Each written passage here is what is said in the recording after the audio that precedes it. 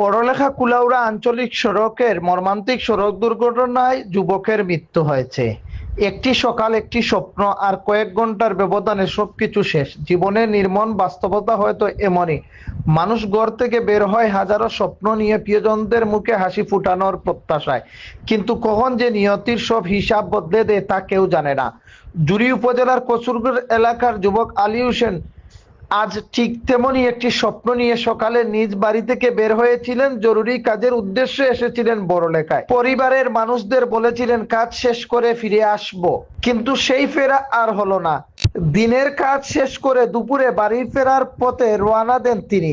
হয়তো পরিবারের সঙ্গে দেখা হবে, প্রিয়জনদের সঙ্গে গল্প হবে, এমন ছিল তার ভাবনা। কিন্তু বড়লেখা কুলাউড়া আঞ্চলিক সড়কের দক্ষিণবাগ ইউনিয়নের সফরপুর এলাকায় ঘটে যায় এক হৃদয় বিদারক দুর্ঘটনা। একটি ট্রাক ও সিএনজির মুখোমুখি সংঘর্ষে মুহূর্তের মধ্যে তছনছ হয়ে যায় সবকিছু।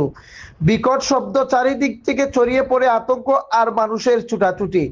স্থানীয়রা দ্রুত তাকে উদ্ধার করে জুড়ি হাসপাতালে নিয়ে গেলে সেখানে কর্তব্যরত চিকিৎসক আলী হোসেনকে মৃত ঘোষণা করেন। বাঁচানো সম্ভব হয়নি। ঘটনাস্থলে শেষ হয়ে যায় তার জীবনের পথ চলা। দুর্ঘটনায় আরো 3 জন আহত হয়েছেন। তাদের উদ্ধার করে প্রাথমিক চিকিৎসা শেষে তাদেরকে সিলেট এমএজি উসমানী হাসপাতালে প্রেরণ করা হয়েছে।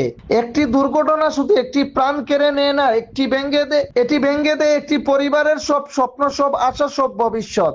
যে মা সকাল থেকে সন্তানের ফেরার অপেক্ষায় ছিলেন, সে বাবা ছেলেকে নিয়ে নতুন স্বপ্ন দেখেছিলেন, যে স্বজনরা অপেক্ষা করেছিলেন একটি হাসি মুখের জন্য, তাদের কাছে ফিরল শুধু একটি নিথর দেহ।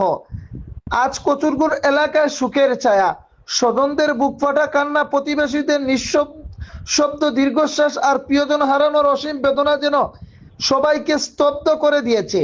প্রতিদিন দেশের বিভিন্ন সড়কে ঝরে যাচ্ছে অসংখ্য তাজা প্রাণ।